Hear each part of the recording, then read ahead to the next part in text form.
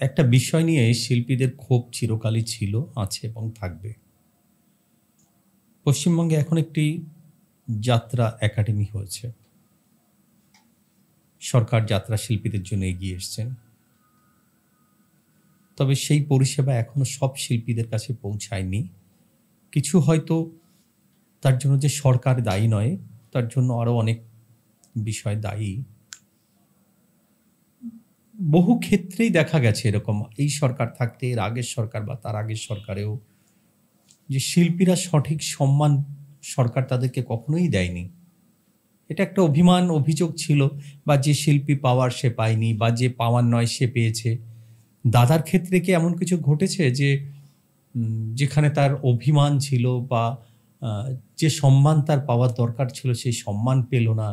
শুধু সরকার, মানুষ তো তাকে যথেষ্ট সম্মান দিয়েছে, তাকে ঘরের মানুষ করে নিয়েছে, কিন্তু তারপরেও কোথাও যেন একটা সম্মান পাওয়ার জায়গা, প্রশাসনিক সম্মান, আমি কোনোদিন আফসোস করতে দেখিনি। বা একটা জিনিস আমি দেখিনি, আমি এই জায়গায় গেছি, আমি চলে গেলে এই হবে ওই হবে, এইসব গল্প করতে আমি কোনোদিন দেখিনি। ঠিক আছে না? তো মেনলি হচ্ছে পুরস্কার গভর্নমেন্ট। দেখো, দাদা যখন অভিনয় করেছেন দুটো গভর্নমেন্টের মুখোমুখি হয়েছেন আর কি।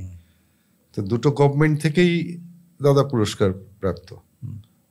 প্রথম যদি গভর্নমেন্টের কথা বলো ওইখানেই থেমে থাকে, আর যদি টোটাল পুরস্কারের কথা বলো তাহলে একবারে বলি আর কি। না, টোটালটাই এখানে শিল্পীদের ক্ষেত্রে সরকারের বিভাগ না করাটাই সঠিক। হ্যাঁ, না, দুটো সরকারের মাধ্যমে, দুটো সরকার থেকে সরকারি দুটো সরকার থেকে উনি পুরস্কার পেয়েছেন। ইভেন ওনাকে আর পুরস্কার দেওয়ার জায়গা নেই আর কি, নতুন শিল্পীদের দিতে হবে। প্রতি বছরই করেন, সিলেক্টেড হয়ে যান, কিন্তু একটা মানুষকে তো কত পুরস্কার দেবে একটা গভর্নমেন্ট?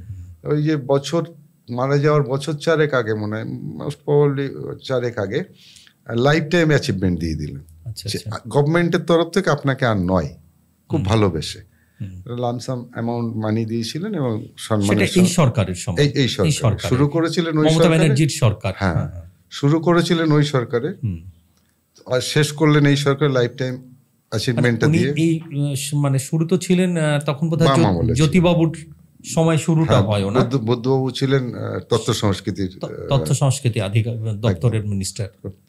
প্রথম পুরস্কারটা আমার কাছে অনেক ভ্যালুয়েবল। কেন?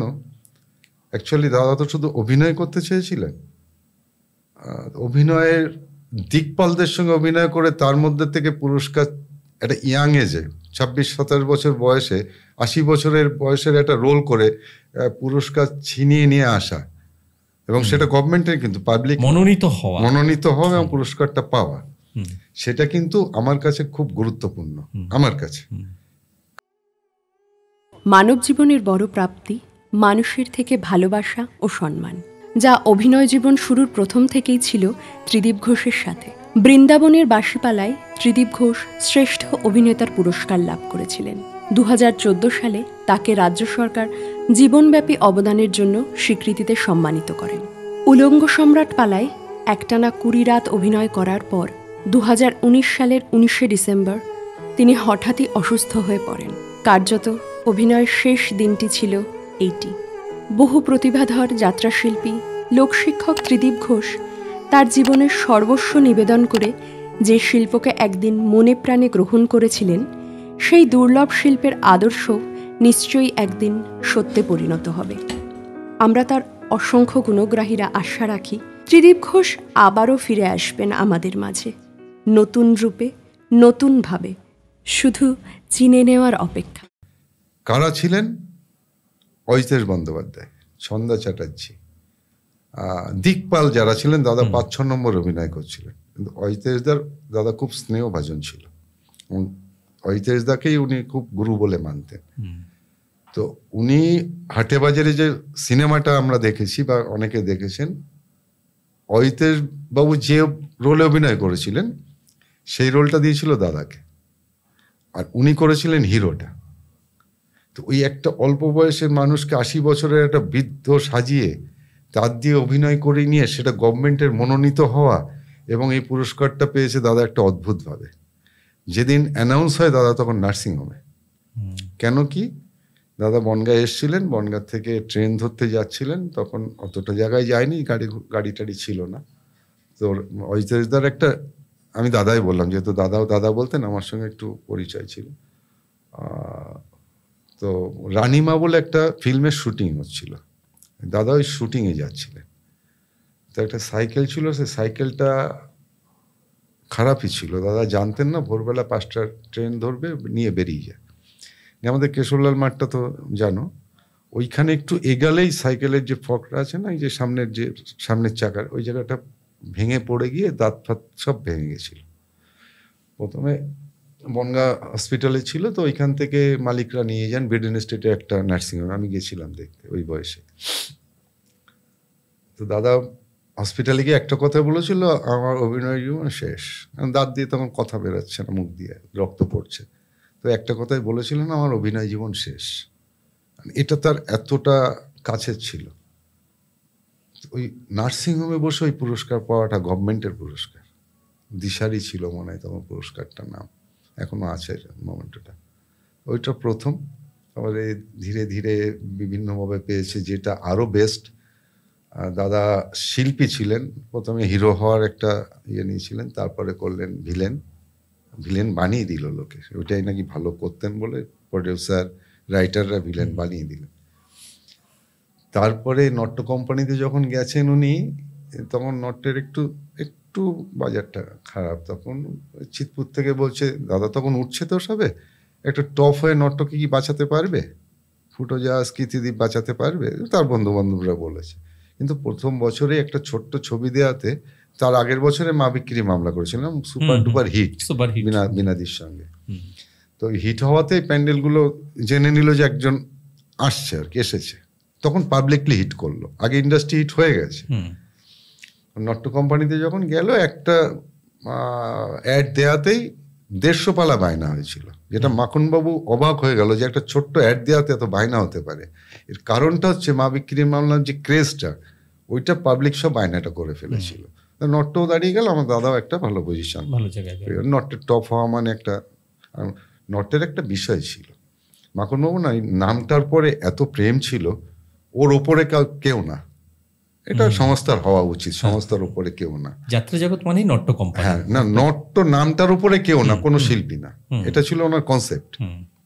ঠিক আছে, নট্যর অ্যাড হবে, নট্যর বড় বড় বিষয় হবে, শিল্পীদের ছবি থাকবে, কিন্তু ওটা নট্যের বিষয়। এই আভিজাত্যটা ওনার ছিল, আমি কথা বলেছি, গেছি, দেখেছি। ফার্স্ট ইয়ার উনি কাজ করলেন জ্ঞানেশ মুখার্জির ডিরেকশনে। মাখনবাবু তো সব বড় বড় শিল্পীদের নিয়ে, মান্নাদাকে নিয়েও সুর করিয়েছেন, বড় বড় শিল্পীদের কাজ করিয়েছেন। তো জ্ঞানেশবাবু আসতেন না, মাঝে মধ্যে গ্যাপ দিতেন, বড় শিল্পী উনি, অনেক কাজ ছিল, গ্যাপে গ্যাপে দাদা ডিরেকশন দিতে মাখনবাবু তো ঝুরির চোখ ঠিক বুঝে নিয়েছে যে এর মধ্যে কি আছে। সেকেন্ড ইয়ার যখন তোমার মানুষ অমানুষ করলো, দাদা ডবল রোল, ওটাও একটা মাইলস্টোন। হিরো ভিলেন দুটো রোলই যাত্রাতে করা কি কঠিন, কিন্তু সিনেমাতে হয়। তা সেটা খুব সাফল্যের সঙ্গে করেছে, এবং শো করে বলতেন আমার খুব ব্রেনে চাপ পড়ে, ডবল রোল।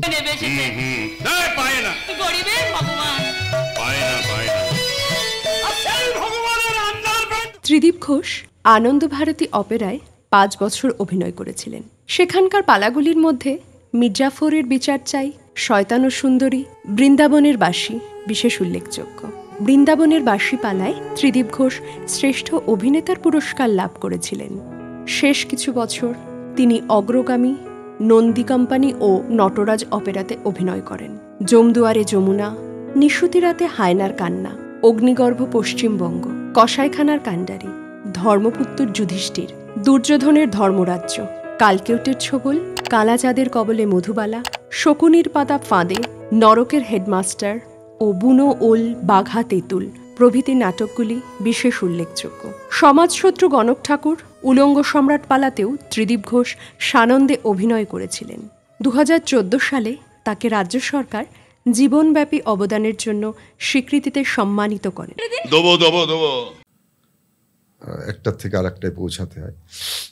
আর ছিল সম্রাট ঔরঙ্গজেব, খুব নামি একটা। হ্যাঁ, এই দুটোর না, যেহেতু জ্ঞানেশবাবু আসতেন না, দাদা ডিরেকশন দিতেন, তো মাখনবাবু বলতো, তো আমার ঘরেই তো ডিরেক্টর রয়েছে, তো পরের বছর দাদার নামটা ডিরেকশনে দিয়ে দিল, দাদা ঔরঙ্গজেবের ডিরেকশন দিল, দিয়ে উনি একটা ক্যাপশন দিলেন যে ত্রিদীপ ঘোষের নির্দেশনা শিল্পের পর্যায়ে পৌঁছে গেছে। যদি কাটিং থাকে আমি তোমাকে দেখাবো, আমার কাটিং সব রাখা আছে, পেপার কাটিং। তো নির্দেশনায় যে পুরস্কারটা উনি গভর্নমেন্টের হাত থেকে কাছ থেকে পেলেন, সেটা আমার মাকে দিয়ে নিয়েছিলেন মহাজাতি সদনে। মাকে বলেছেন, মা তুমি যাও, আমি খুব খুশি হব, তুমি গিয়ে পুরস্কারটা নিয়ে এসো। এটা আমাদের কাছে একটা অনেক বড় পাওনা। বুদ্ধবাবু তখন তথ্য সংস্কৃতি দপ্তরের আর কোন কোন দপ্তর মিনিস্টার ছিলেন, ওনার হাত দিয়ে সেই ছবি মনে হয় আমরা স্মরণসভাতে দেখি, করা হয়েছে। তো সেইটা কিন্তু দাদার কাছেও একটা অনেক বড় ব্যাপার যে মায়ের হাত দিয়ে ওটা নেওয়াতে পেরেছি। এরকম প্রচুর সম্মান টন্মান পেয়েছেন। বড় সর্বোপরি তো জনগণের, তুমি যেটা বললে, পাবলিকলে প্রচুর সম্মান ভালোবাসা পেয়েছেন। এ নিয়ে সেরকম কোনো ওনার ছিল না যে আমি এটা পাইনি ওটা পাইনি। চাওয়াটা কম ছিল বলে মনে হয় ভেবেছিলেন আমি অনেক বেশি পেয়ে। দেখো কে কি দিল না দিল তাদের ব্যাপার না, একটা ডেস্টিনি যেটুক থাকে তার বাইরে। বললাম আমি গড বিলিভার, যেটুক পাওয়ার ওর বেশি মানুষ পায় বলে আমার মনে হয় আকুতি থাকাটাই যন্ত্রণা বাড়ানো। সেটা আমি দেখি না, আমার অভিনয় করার কাজ আমি করলাম, জনগণ কি বুঝলো কে কি বুঝলো তাদের ব্যাপার। এই ছিল তার ফিলিংস। আচ্ছা, তোমার কি কখনো মনে হয়েছে তার অভিনয়ের ভেতরে অজিতেশ বাবুর অভিনয়ের ছাপ রয়ে গেছে কোথাও? অনেকের ছাপ ছিল, কাউকে না কাউকে দেখে তো উঠতে হয়। কারণ আমরা যদি জুনিয়র আর্টিস্ট হিসেবে আমি নিজেকে প্রমোট করি, তো আমি কিন্তু দেখবো আমার সামনে কে, তার ছাপ কিন্তু আমার পড়বে, আমি তার থেকে একটু শিখবো। আমি অপূর্ব ভালো অভিনয় করছি, অপূর্ব থেকে একটু নেব, নিয়ে ঠিক তুমি যখন দাঁড়াবে দিনের শেষে, তখন কিন্তু তুমি তোমার ধারা, তোমার স্টাইল, এটা যদি না হয় কেউ দাঁড়াতে পারবে না। অহিতেশ দাকে তো উনি ভগবানের চোখে দেখতেন, ওনার মধ্যে উৎপল দত্তেরও ছায়া ছিল, চিৎকার করতো প্যান্ডেল থেকে উৎপল দত্ত এসে। তো প্রাইমারিতে উৎপল দত্তের ওই ভিলেন যখন করতেন, ওই মিষ্টি মিষ্টি ব্যাপারটা, এটা ছিল খড়ি খুঁড়ি অভিনয় করা। বললেই দর্শক চিৎকার করতো উৎপল দত্তের, আবার কেউ বলতে অহিতেশ দা আছে, কেউ বলতেন ওনারটা ছাপ পাচ্ছি। তো সবার কাছ থেকে নিয়ে প্রথম জীবনে যখন উনি হিরো করছেন, শিবদাস মুখার্জি ভিলেন করছেন, কিন্তু পরবর্তীকালে উনি ভিলেন হলেন, শিবদাস বাবুর ছাপ কতটা ছিল ওনার ভেতরে? একটুও না, সিরিয়াস বলছি। শিবদাস বাবু ছিলেন কুড়োতা, ছিল সাংঘাতিক, ঠিক আছে, খোড়া বাদশাহ। তুমি দাদার বইয়ের নামগুলো দেখো, আমি ছোট করছি না, উনি অনেক বড়, উনি একটা সময় উনি একটা ধারা তখন তো দাদাকে ব্যবহার করতো যে এই রোলটা ওকে মানাবে। এই না যে শিবদাস ভিলেন বলে ত্রিদীপকে নিয়ে ত্রিদীপ শিবদাস থেকে সিদ্ধার্থ বাবু থেকে শিখেছে, নট দ্যাট, ওইটা দাদার ধারা ছিল না। দাদা ছিল ওই জামানাটাকে উনি পরিবর্তন করে দিলেন। হ্যাঁ, ওর থেকে জামানাটা পরিবর্তন। আমি বণিক বাড়ির বউ দেখেছি, 200-250 শো হয়েছে, এট এ নাইট 3খানা-2খানা করে শো হয়েছে পরপর 3-4 কিলোমিটার অন্তর। বর্ধমানের একটি মেয়ে তখন ওই শ্বশুর বাড়িতে মেরে, বাচ্চা একটা মেয়ে, নামটাও আমি ভুলে যাচ্ছি, মেরে ওই ট্যাঙ্ক করে খাটের তলে। সেই আমলে কিন্তু সব ভাবাও খুব কঠিন ছিল। ওই মেয়েটার বাস্তব গল্প নিয়েই বণিক বাড়ির বউ যাত্রাটা হয়েছিল। দাদা একটা তোমার মারোয়াড়ির চরিত্রে অভিনয় করেছিল, ভিলেন লাস্ট সিনে হিরো হয়ে গেল, মেয়েটাকে রেস্কিউ করে, মানে রেস্কিউ করতে গেছিল, আমি টাকা দিচ্ছি শ্বশুরবাড়িতে দিয়ে। উনি কিনতে গেছিলেন মেয়েটাকে, মারোয়াড়ি মেয়েটাকে কিনতে গেছে, যখন দেখলো বাচ্চা মেয়ে বাবা বলে ডাকছে, দাদা বলে ডাকছে, তখন তোর কত টাকা লাগবে। লাস্ট সিনটা আমি এখনো ভাবি, গা শিউরে ওঠে। তো তখন ওই হাততালিতে ফেটে যেত। তো ওই বইটাতেও দাদা ভীষণ ভালো অভিনয় করেছিলেন। তখন শিবদাস বাবুর কাছে এমনি যাননি, না গেছেন, সরি, শিবদাস বাবুর পরেই ওটা করা, কিন্তু শিবদাস বাবুর ছাপ ছিল, অহিতেশ দাস ছাপ ছিল, উৎপল বাবুর ছাপ ছিল। দাদা একটু সফট ভিলেন করতেন, সফট, যেটা একটা সময় আমাদের বাংলা ছবিতে যে ভিলেনরা ছিলেন, উৎপল দত্ত যেখানে মুভ করিয়ে দিলেন, চেঞ্জ করিয়ে দিলেন ভিলেনটাকে। হিন্দি ছবিতে একটা সময় ভিলেন বলতে অমরেশ পুরী, ড্যানি, এই যে একটা অমরেশ পুরী ভিলেন মানে তো একটা সেই ভিলেন, মানে ওখানে হিরো চান্স পাওয়া মুশকিল। হ্যাঁ, অমরেশ পুরী ভিলেন করলে হিরো ওখানে টিকবে কিনা, ওখানে দাঁড়াতে পারবে কিনা, এটা একটা সংশয় ছিল। তার সেই যে ভগবান প্রদত্ত কণ্ঠস্বর, হ্যাঁ, মানে বজ্র মন্দ্রিত বোধ হয়। নট অনলি কণ্ঠস্বর, তার যা মানে acting এর আচ্ছা। ধারা, ওই চোখ, হ্যাঁ, হ্যাঁ, হ্যাঁ, হ্যাঁ। সেই সে চোখ, তো বিখ্যাত মগাম্ম খুশওয়া, মোগাম্ব খুশওয়া, ভারতীয় চলচ্চিত্রের একটা মাইলস্টোন। মাইলস্টোন মোগাম্ব অথচ খুশওয়া। ওনাকে নাবদেই দিচ্ছিল ওনার দাদা, তুই পারবি না, আসিস না। যেমন অশোক কুমার, অনুপ কুমারকে এরকম শুনেছি আমরা। শোনা, এগুলো গল্প তো অমপুরি, অবশ্যই সব ওনার জায়গাতেই। দাদার নাম কি ছিল? অমরিশ পুরী দাদার নাম ছিল এটা আমার মদন পুরী। তিনি তো অভিনেতা, হ্যাঁ, উনি বড় ছিলেন, ও ছোট ভাইকে নাবতে দিচ্ছিলেন না। তিনি অভিনেতা। পরবর্তীকালে প্রেম চোপড়া কিছুটা চেঞ্জের দিকে আসলেন। হ্যাঁ, তাহলে একটা উৎপল দত্ত, সে তো উৎপল দত্ত নিজস্ব একটা ঘরানাই তৈরি করলেন।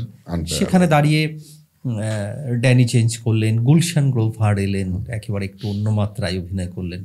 আর আজকে তো ভিলেন যারা রয়েছেন, তো একেবারেই সোনু সুদ থেকে শুরু করে পঙ্কজ ত্রিপাঠী থেকে শুরু করে যারা রয়েছেন, এখন দেখো আরো চেঞ্জ হয়ে গেছে, আরো চেঞ্জ হয়েছে। এই যে পঙ্কজ ত্রিপাঠী অভিনয়টা করছে, কোনো ইয়ে ভায়োলেন্স করছেন নেই, কিছু না, না। বিশেষ কিছু নেই, সব বা নওয়াজ সিদ্দিকী নওয়াজ সিদ্দিকী ডায়লগের মাধ্যমে কিন্তু কি মানে তাহলে এটাও ঘুরছে, কিন্তু এটাও ঘুরছে। মানে আসলে তো ভিলেনরা কখনোই এরকম রুট ভাষা নয়। না না, আমরা যে যাদেরকে সমাজে ভিলেন দেখি বা ওই জাতীয় ক্যারেক্টারগুলো, তারা কিন্তু সবই মিষ্টি মুখের এবং সাধারণ মানুষ, একদম সাধারণ কথা বলে। ফলে মানে দাদা এই জায়গাটা অনেক আগে উপলব্ধি করেছিলেন। কোনটা? এই যে ভিলেনে? ন্যাচারাল মানে কি, উনি তো অ্যাকচুয়ালি থিয়েটার আর্টিস্ট, ওনার নিজস্বতা কিছু ছিল, নিজস্ব তৈরি করা। আমি ওনার কাছ থেকে নেব, কিন্তু আমার তো একটা আমিত্ব একটা থাকবে, যেটা হ্যাঁ। উনি ভেবেছিলেন যে সামাজিক নাটকে কেন চিৎকার চেঁচামেচি হবে, এটা একটা এখন মাইক আছে, শিওর মাইক, এখন এখানে টিং করে শব্দ করলে ওই পেছন গিয়ে বাজে, সব জায়গায় হর্ন আছে, চোঙা আছে, আর আমি চিৎকার করবো কেন, আমি ক্যারিকেচার কেন করবো? একটা ডায়লগ বলতে গিয়ে আমি তোমার সঙ্গে কথা বলছি, আমি হাত পা নাড়াচ্ছি নাকি? তো ডায়লগটা তো নেবে লোকে। যে অনামিকা দিয়ে একটা স্টেটমেন্ট আমাদের ডকুমেন্টারিতে ছিল না, উনি কি অবজার্ভ করেছেন, উনি কিন্তু যাত্রার লোক নন, 1 বছর করেছেন উনি। রাজু বড়ুয়া হচ্ছে দাদার প্রিয় পাত্র, অনামিকা দিয়ে প্রিয় পাত্র, মিডিয়া আর কি। তো দাদার শো ওপেন থাকলেই বলতো আমাকে একটু নিয়ে যাস। উনি বলছেন কি যে আমার খুব ভালো লাগতো, রাগের শরীর জ্বলে যায়, অথচ উনি ছোট্ট ছোট্ট করে বলছেন, তার ভেতরে একটা কিছু আছে।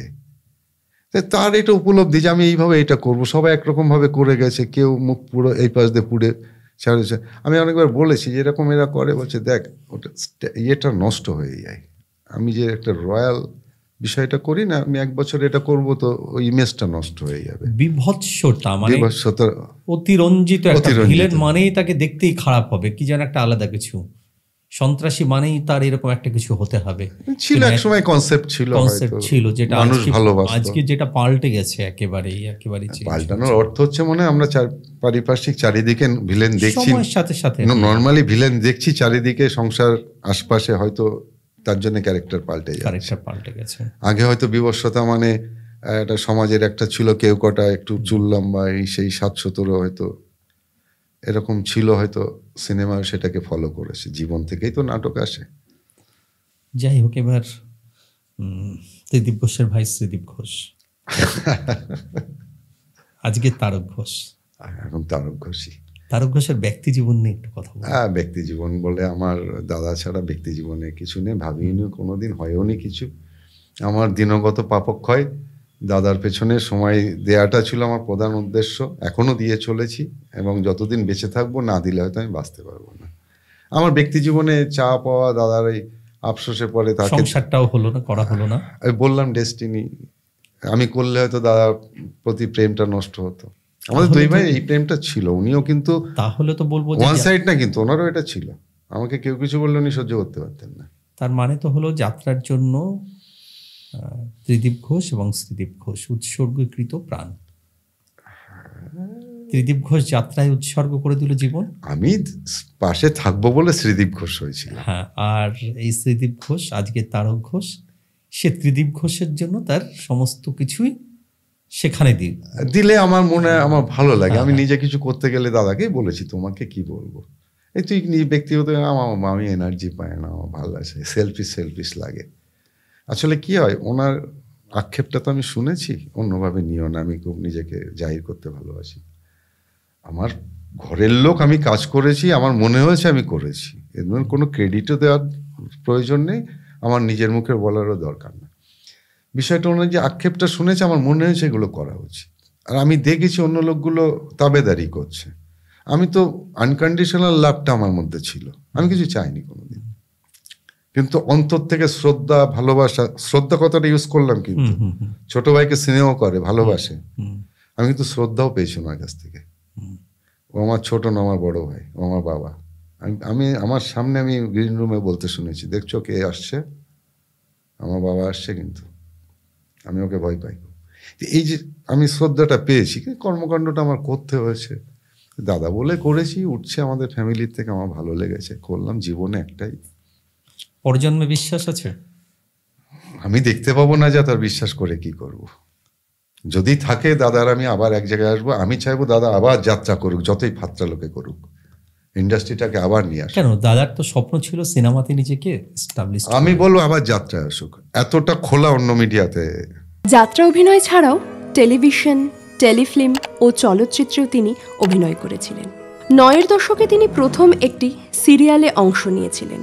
প্রথমে শরৎচন্দ্র চট্টোপাধ্যায়ের পল্লী সমাজ, তারপর বাক্সবদল, জয় বাবা লোকনাথ, রানী রাসমণি প্রভৃতি টেলিফিল্ম, এছাড়া বাহাদুর, আশ্রয়, শ্বশুরবাড়ি জিন্দাবাদ, আত্মীয় স্বজন, দায় দায়িত্ব, ধর্ম অধর্ম, পরিবর্তন ছবিতে তিনি সগৌরবে অভিনয় করেন। এতটা যাত্রার জায়গাটা তো ক্রমশ সংকুচিত হয়ে যাচ্ছে। আবার যে খুলবে না কে বলতে পারে? সব টেস্ট যখন নষ্ট হয়ে যাবে, মোবাইল টেস্ট, তুমি দেখো আগে মাচা প্রোগ্রাম হতো, ফাংশন আছে কোথাও, ওইটার জন্য যাত্রা মার খাচ্ছিল, সিরিয়ালের জন্য মার খাচ্ছে, সিরিয়ালের আর্টিস্টরা যাত্রায় চলে এসছে, চলছে তো, প্যাটার্নটা পাল্টে গেছে। আগে টিকিট বিক্রিও তো এখন। দাদার কিছু স্বপ্ন ছিল যেটা পূর্ণ হয়নি, যে উনি সিনেমাতে নিজেকে এস্টাবলিশ সিনেমা করেছেন উনি অনেকগুলো, কিন্তু করেছেন সেই নিজেকে সিনেমাতেও, এক কথায় সিনেমার দর্শকরা অতটা চিনবেন না যতটা যাত্রার দর্শক চেনে না। তো তার তো একটা স্বপ্ন ছিল, সব মিডিয়ায় কিন্তু ত্রিদীপ ঘোষ নামটা কানে আছে, কিন্তু সিনেমা জগতে সেইভাবে উনি নিজেকে স্টান্ট করতে, এস্টাবলিশ করতে পারেননি, যেভাবে যাত্রা জগতের একচ্ছত্র অধিপতি, যাত্রা জগতের, তাই না, আধিপত্য কায়েম করেছিলেন, সেটা ফিল্মে হয়নি। তো এবার যদি আগামী জন্মে তো এও হতে পারে যে তিনি ফিল্মের জন্য আসছেন, এই জগৎটা তার বাকি ছিল, এই স্বপ্ন তার মনের মধ্যে। দেখতে পাবো না তো, আমি তো সঙ্গে থাকতে পারবো না। কেন নয়, এমনও তো হতে পারে, প্রকাশ করতে পারবো না, আমি সেই, তিনিও সেই। এটা ভাবনা, এটা তো ভাবনার মধ্যে বাস করা, আবেগের। হলে কি হবে? হলে আমি বলবো উনি স্টেজটা করুন, স্টেজের থেকে আমার মনে হয় অন্য কিছু অতটা, ফিল্মে না বড্ড মেকি, নিজেকে গুটিয়ে রাখতে হয়, খোলা যায় না। আমি যতটা গিয়ে দেখেছি, একটা শট দিয়ে 3 ঘন্টা বসে থাকা, হ্যাঁ ক্রেজ আছে, করতে পারলে ক্রেজ আছে, তাদেরকে আমরা দেখতে পাই না। এখন ক্রেজ কমে গেছে কেন? তোমার বাড়ির পাশে দেখবে কেউ ফিল্ম করছে না, এখন পলিটিক্সে আর্টিস্টরা এসে স্টাররা মাটিতে গড়াগড়ি যাচ্ছে। হ্যাঁ, তো সেখানে বাড়ির পাশেও যে অভিনয় করছে তারও সম্মান আছে না, বাড়ির পাশে যেহেতু করছে না, তো ওই জায়গাটা হয়ে গেছে কি, আগে দেখো উত্তমবাবুকে দেখতে গেলে কয়েক মাস অপেক্ষা করতে হয়েছে, কখন উনি বেরোবেন, কখন উনি ঢুকবেন, বা একটু স্টুডিওয়ে যায়, যদি দেখা যায় এই কাকাকে ধরি, ওই দাদাকে ধরি, ওটা ক্রেজ ছিল একটা। এখন সেটা নেই। এখন দেখো যাত্রা বলো, থিয়েটার বলো, আশপাশের বাড়ি বলো, এই প্রফেশনে কিন্তু ঢুকছে, পয়সা থাক না থাক এবং ক্রেজ থাক না থাক, মানুষ কিন্তু মানে ঝাঁপ দিচ্ছে, যেটা আগে সাহস পেত। তাহলে যদি আমার বাড়ির একটা বাচ্চা মনে করে পাশের বাড়ির দিদিটা বা দাদাটা সিরিয়াল করে, ওর কিন্তু ব্যাপারটা ভিজুয়ালি এসে যাবে, তো তাই নর্মাল বিষয়। এটা কিন্তু হচ্ছে আর কি। তো যাত্রার শিল্পী দেখার জন্য আমি যা দেখেছি দাদার আমলে, আমি তো তার আগের আমল বলতে পারবো না, আমার যাত্রা বা অভিনয় যা দেখার, যতটা জগৎ দেখা, দাদাকে সাপোর্ট দেয়া। তো দেখো, আমারও মনে পড়ে যেটা হচ্ছে যে, ধরো আমি এই মিডিয়ার সঙ্গে 2000-এর পর থেকেই আমি সিনেমাটার সাথে ছোট ছোট শর্ট ফিল্ম বা এগুলো কাজের সাথে জড়িয়ে, তো আজ থেকে 10 বছর আগেও যখন মোবাইলে এরকম রমরমা ছিল না, যখন আমরা শর্ট ফিল্মগুলো করতাম কম্পিটিশনের জন্য বিভিন্ন এসে বা বিভিন্ন চ্যানেলগুলোতে ইনপুট করা যায় কিনা এর জন্যই ছিল, ব্যবসা তো ছিল না। তা তখন শুটিংয়ে গেলে দেখতাম মানুষ পাগলের মতন ভিড় করছে, পাগলের মতন। আমার বেশ মনে আছে একটা ছবি, যদিও সেটা কমপ্লিট হয়নি, শেতলা থান বলে একটা ছবি করছিলাম এবং ফর্মটা ছিল আদিবাসী ফর্মে, ছবিটা ছিল টোটালি। তো সেখানে শ্যুটে রাত্রেবেলা নেই করে প্রায় 1000 খানের লোক জুটে গেল। আমাদের মনিটরটা যেখানে বসানো হয়েছে তার পেছনে গ্রামের ভেতরে হচ্ছে, একদম বদ্ধ গ্রাম, এই জায়গাটার নাম হচ্ছে আমডাঙ্গার ভেতরে একটা জায়গা, এই আশারু থেকে আমডাঙ্গা, আমডোবের ভেতরে একটি গ্রামের মধ্যে জায়গা। তো পেছনে গ্রামের বাড়িতে হচ্ছে কুড়ে ঘরে একটা, তার সেখানে আমার যেখানে মনিটর রাখা রয়েছে তার পেছনে একটা খড়ের গাদা, আর তার পেছনে আম গাছ, তারপরে আম গাছ আছে আরো 2টো ছোট গাছ। হঠাৎ করে একজন এসে বলছে যে হ্যাঁ দাদা 2 ঘন্টা দাঁড়িয়ে রয়েছে, এখনো কিছু দেখালেন না আপনারা। ঠিক আছে, আমি তো বললাম দাদা আসুন কোলে এসে বসে, আমি তো দেখাতে আসি না, আমরা কাজ করতে এসেছি। এর মধ্যে হুড়মুড় করে সেই আম গাছের ডাল ফাল ভেঙে চুরে নিয়ে পড়লো 4-5টাই খড়গাদার উপরে। এই যে বিষয়টা, এখন কিন্তু শ্যুট হয়, এখন কিন্তু আর কেউ না, বাড়ির লোকও দাঁড়িয়ে দেখে না। আর এখন তখন কি ছিল, তখন শ্যুট হচ্ছে মানে গ্রামের ভেতরে হোটেল নেই, কারো বাড়িতে রান্নার ব্যবস্থা, মানে একটা সেই হই হই ব্যাপার, রান্না হচ্ছে, শিল্পীরা খাবে। আমি যদি বলি যে মানুষ টেকনিক্যালি অনেকটা সাউন্ড হয়ে গেছে, অনেকটা বুঝে গেছে, যার জন্য আর কৌতূহলটা কমে গেছে। একদমই তাই।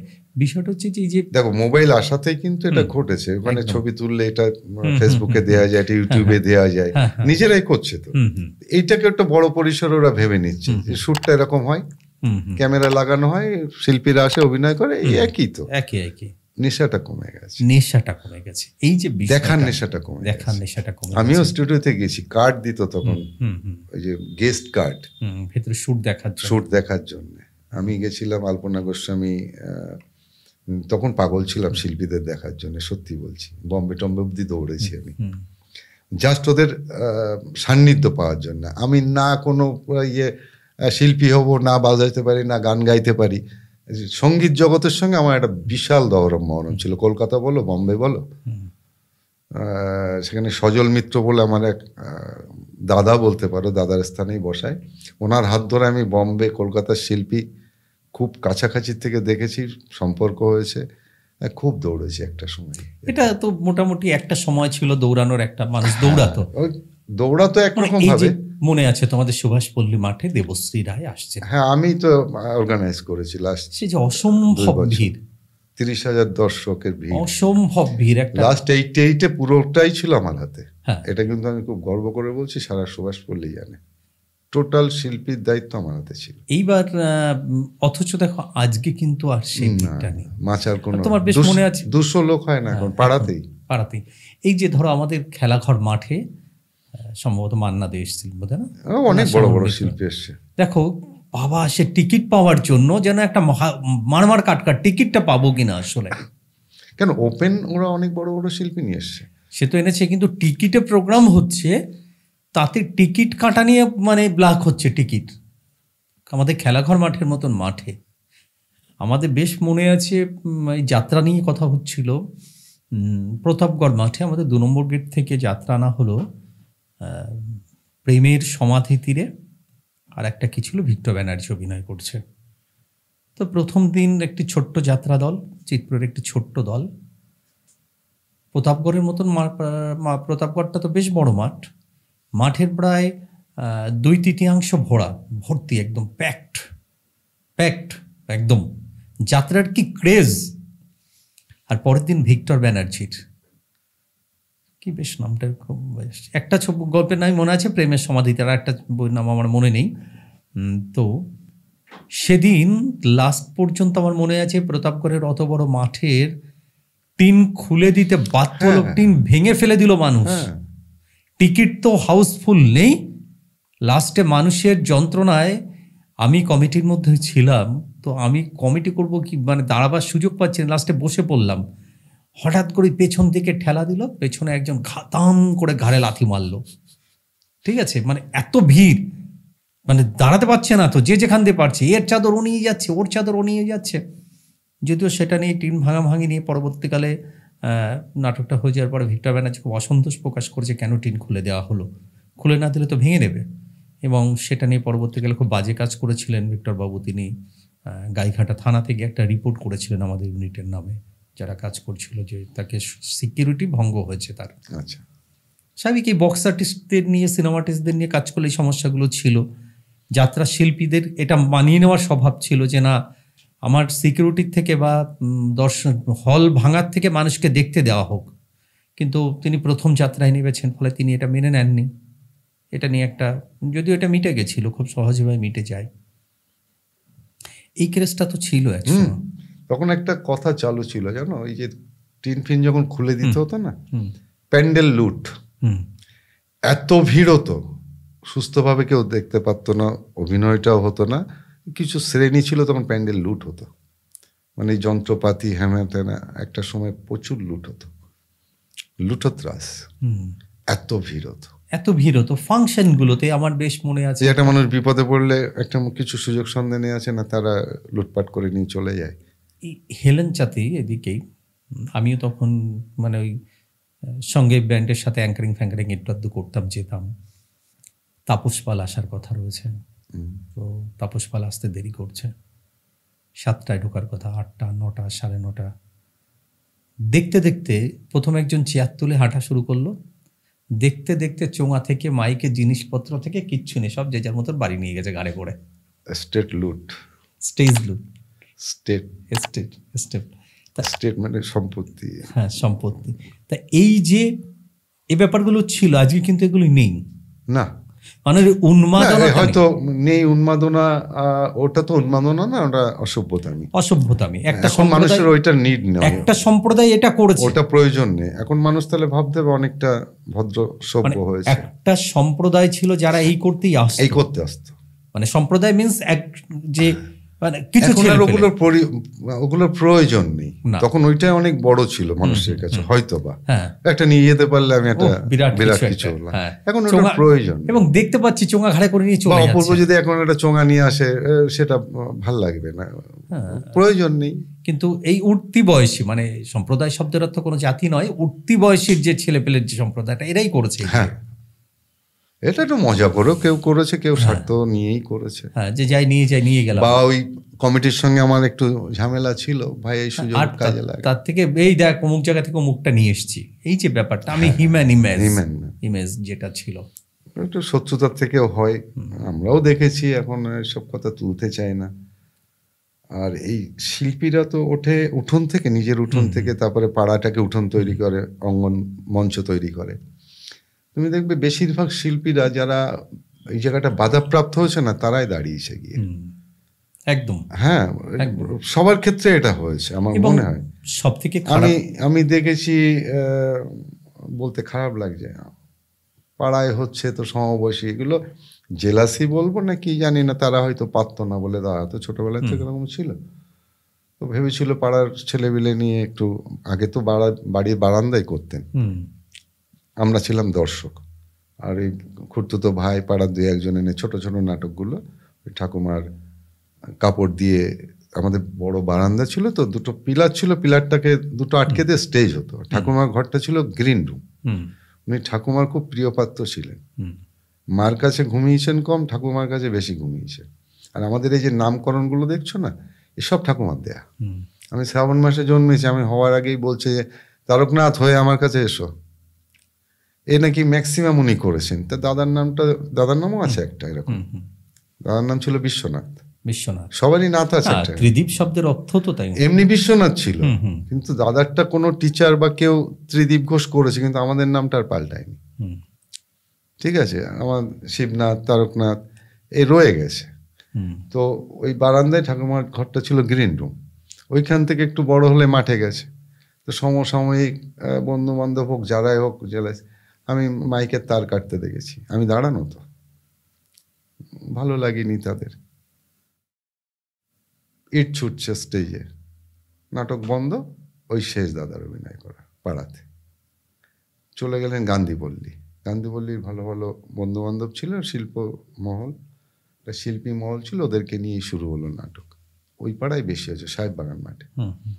বেশি দিন করেনি, তারপর আস্তে আস্তে চলে গেছেন ওইদিকে। কিন্তু সেই কেশবলাল মাঠেই দাদা 2-2বার এসছে অভিনয় করতে। একবার টিকিট কেটে লোকে স্কুলের হয়ে একবার একবার স্কুলের, একবার ক্লাবের হয়ে এসেছিল। একবার এসেছিল দাদা, একটা দল করেছিল আমার যেখান থেকে যাত্রা এন্টিনিয়া, সেটা হচ্ছে মৃন্ময়ী অপেরা। মৃন্ময়ী অপেরা। হ্যাঁ, আমি গ্রাজুয়েশন পরীক্ষা দেওয়ার পরে বসেছিলাম, বললো অফিসটা দেখ। ওই আমার তার প্রফেশনে কথা বলার অধিকার জন্মানো, সেইটা নিয়ে একটু ইন্টারেস্টেড হওয়া, আরও ওতপ্রোতভাবে তার সঙ্গে জড়িয়ে যাওয়া ওই থেকেই। আমি যা যা বলতাম হয়তো ওনার মনে হয়েছে না এ সঠিক বলছে, তারপর থেকে দুই ভাই মিলে করা। তো সেই মাঠেই সে এসছে, তো সে মনেও রাখেনি সে কিছু। তো এই বাধাপ্রাপ্তগুলো খারাপ না, বাধাপ্রাপ্ত দরকার। নেগেটিভটা একেবারে সব ফেলে দিলে, খারাপ ভাবলে হবে না। নেগেটিভ নিয়েই এগোতে হবে। হ্যাঁ, তাদের কাছে নেগেটিভ, হ্যাঁ ওটা আমার পজিটিভ। পজিটিভ, দুটো নেগেটিভ আমি এইভাবে দেখি। একদম একদম। ওর নেগেটিভ, ও ভাল লাগছে না, কি করছে, আমি দেখছি কেন ভাল লাগছে না, একদম। তাহলে আমাকে পরিবর্তন করতে হবে, এটা এইভাবে করতে হবে। দাদাকে হিরো নেয়নি কেন? প্রচুরবার চেষ্টা করেছি হিরো করার জন্য, দেখছি হিরোর থেকে ভিলেনে তার যশ বাড়ছে। জবে যাচ্ছে, হিরো করছে, দা মা বিক্রি মামলার ড্রেসটা পরুন, বাক্সে রাখা থাকতো, ড্রেসটা পরে দুটো চারটে ডায়লগ না দিয়ে গেলে ভালো হয়েছে, কিন্তু ওইটা না হলে ভালো লাগে না। হিরো কেন করেন আপনি? আর পেছন ফিরে তাকায়নি, কোনোবার হিরো ভিলেন করেছে, কোনোবার হিরো ভিলেন দুটো রোলই করেছেন, একা এক্সপেরিমেন্ট করেছে, এগুলো ঘটবে, থাকবে। অনেকক্ষণ হলো, এবার আমরা অন্তিমের দিকে, অন্তিমই। তো যাই হোক, তারকদার সাথে অনেকক্ষণ কথা হলো, ত্রিদীপ ঘোষ সম্পর্কে অনেক অজানা কথা জানলাম, তার ভাবনা, তার চিন্তা, তার আগামীর স্বপ্ন, সবটাই আলোচনা হলো।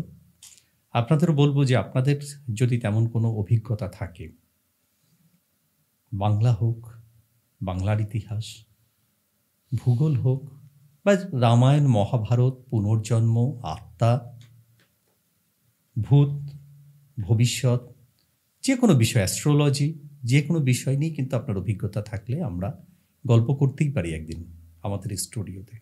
আর আপনার সেই অভিজ্ঞতা আমরা শেয়ার করব আমাদের দর্শকদের মধ্যে। তাহলে আজ কিন্তু এ পর্যন্তই। ভালো থাকুন, সুস্থ থাকুন, নমস্কার।